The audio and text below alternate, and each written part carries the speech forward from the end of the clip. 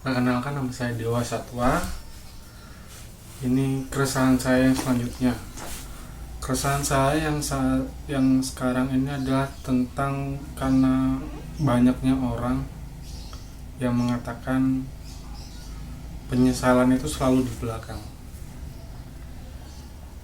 Nah, sejak banyak orang mengatakan itu dan saya juga pernah mengatakan itu, akhirnya saya coba menganalisa, merenungkan kenapa sih terjadi akhirnya sampai ada penyesalan di belakang.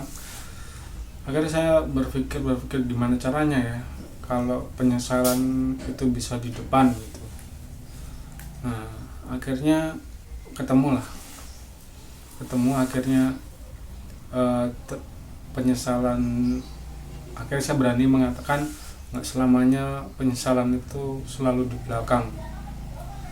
Penyesalan itu ada yang di depan gitu. Akhirnya saya dengan sebagai contoh yang sudah saya terapkan sampai saat ini dan masih saya latih terus, saya terus latih, saya terus pelajari, saya kembangkan lagi caranya seperti ini. Sebagai contoh, misalkan barang saya hilang, saya nggak langsung nuduh ke orang itu gitu. Tapi di pikiran saya harus berpikir, oh apakah si A ini gitu yang mengambil barang saya gitu. Terus saya selidikin gitu, apakah orang ini, saya cari dulu barangnya kemana, kira-kira saya ingat gitu loh. Akhirnya ternyata ketemu barang ini karena saya lupa naruh barang ini. Jadi saya punya, dan di saat saya naruh barang itu ada orang ini gitu. Jadi saya punya pemikiran orang ini yang ngambil gitu. Padahal ternyata bukan, karena saya salah naruh. Ya untungnya saya belum menuduh orang itu gitu. Untuk mengatakan biasanya sih kan yang saya lakukan dulu itu, kamu ngambil barangku ya gini gitu. Sekarang saya udah enggak, jadi saya gitu. Atau saya rubah bahasanya, kata-katanya, kalimatnya yang saya rubah. Jadi kamu lihat nggak barang ini, saya kemarin naruh barang ini di sini, sekarang kok nggak ada ya, kemana ya gitu. Itu memang masih ada sedikit menuduh, tapi memang kata-katanya itu yang harus disusun. Itu tadi, aku lupa, kamu lihat nggak barangku di sini, aku kemarin lupa gitu, naruh di mana ya gitu. Itu juga bisa. Akhirnya yang terjadi kalau sudah itu saya coba praktekkan terus, itu ya ada manfaatnya besar sih. Jadi saya nggak gampang musuhan sama orang, nggak gampang curigaan sama orang gitu loh. Oke. Itu, atau seperti gini, penyesalan untuk orang yang emosi. Yang kedua nih contohnya, saya termasuk orang yang temperamental juga kan. Jadi kadang kalau pas saya emosi itu bisa kayak banting-banting barang atau gimana gitu. Nah, karena saya punya konsep penyesalan di belakang ini, akhirnya saya terkadang itu berpikir gini sekarang,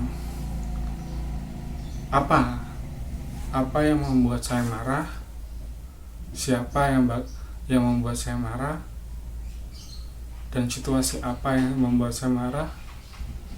Itu saya harus tahu dulu. Setelah itu saya membayangkan ketika saya dikondisikan di situasi itu, saya harus berbuat seperti apa biar saya nanti enggak melakukan hal buruk itu lagi gitu. Saya pikirkan itu, akhirnya ya saya merubah cara berpikir. Yang pertama merubah cara berpikir, oh ini kalau saya marah kalau ketemu orang yang menghina saya misalkan gini, itu contohnya. Nah, gimana caranya saya nggak marah ketemu orang itu? Yang pertama mungkin saya harus menghindarin orang itu. Oh ini orang ini marah. Atau ketika orang yang yang membuat saya marah ini dia itu mengata-ngatai saya gitu kan. Saya harus mencari kalimat balasan atau kata-kata balasan ke dia yang membuat dia bisa berhenti untuk mengata-ngatai saya gitu loh, tanpa harus emosi gitu. Kita ngasih cara pandang ke dia gitu, atau mau ngasih cara pandang, biasanya yang saya lakukan seperti itu. Ya, itu sedikit keresahan saya hari ini yang saya coba sampaikan dan saya coba kasih solusinya. Ya semoga saya berharap ini ada manfaatnya buat diri saya sendiri dan buat teman-teman yang lain. Terima kasih. Satu kalimat yang ingin saya selalu sampaikan: segala bentuk kejahatan itu akan selalu ada selama manusia punya pikiran negatif. Oke? Jadi stop berpikir negatif, stop mewujudkan pikiran negatif. Terima kasih. Oi.